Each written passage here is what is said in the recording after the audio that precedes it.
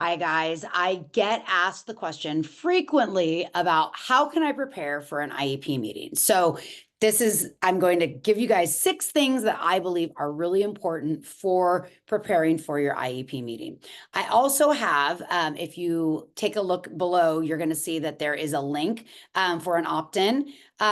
If you give us your email, because we have this amazing digital course coming out that is to basically so you guys can interpret the psych report, and that's coming out soon. But if you opt in, you'll get a full guide to the IEP meeting, to the psych report, all of the different things that need to be there. So that's a really great PDF guide that can help you. But I wanted to go through the 6 things that are really important for you to prepare for your IEP. So the first thing is ask for the report ahead of time. A lot of districts are going to push back a little bit, and I've been there and done that. I've been a psych in the school districts. I know how hard it is to have your report done ahead of time, but it's important for you guys to have a read through before you are there at the meeting and everything's just being dropped on you and you're like, what is going on? So ask for the report ahead of time, and then be prepared to ask the questions. They're going to explain it a little bit more. At least I hope they do well at that. But you want to be able to have questions prepared based on reading the report ahead of time. So that's number 1.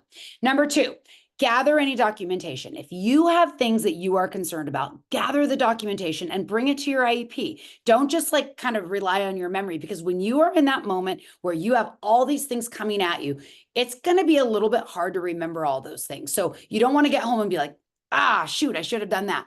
Have the stuff ready. So gather your documentation.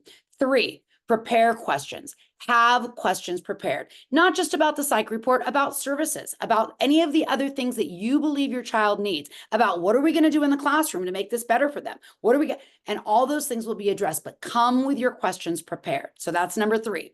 The 4th thing is reflect on the needs. So once you've taken a look at the psych report and you've gone, okay, most psych reports are going to kind of detail out the areas of need, at least they should.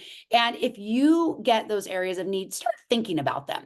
Think about what your child does well, what they struggle with, what could possibly help this struggle. If we accommodated them by giving them extra time, would that help? So come reflect on the needs and come with ideas, because that is a really great thing to have, is a list of ideas, because that helps the team tremendously. So the other thing would be involve others. If you have a friend who's a teacher or some special educator, or you have an advocate or an attorney, bring them to your meeting so that you can basically have them sitting there.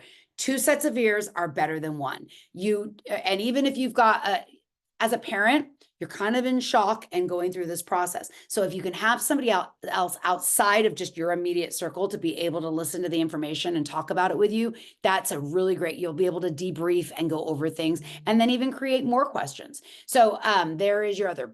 Number 5 is involve others. And then finally, plan desired outcomes. Again, I kind of spoke about this on reflecting about your needs, but think about specific accommodations that you think would support your child. You know how they are in the home. You know that if you give them a break every 5 minutes, they will come back and they'll work. But if you don't, they're not going. So ask for breaks in school. They can give that. You can do those things. So reflect on that. Think about what accommodations would work for your child to be able to be successful.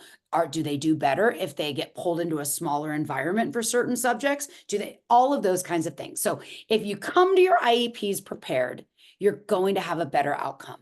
If you come just deer in the headlights, it's really, really hard to be able to think on your feet. And it's not because you're not a smart person and can do these things. It's the fact that it's overwhelming and we're all like throwing information at you so fast that it's just really hard to keep up. So come prepared, and there you go. So again, look below, and when we post this, you will see that there is a link for an opt-in where you can get a free guide that has all these things plus a lot more information, and you'll also get information on our upcoming webinar on how to navigate psych reports, a parent's guide, teacher's guide to navigating psych reports. So anyway, thanks guys.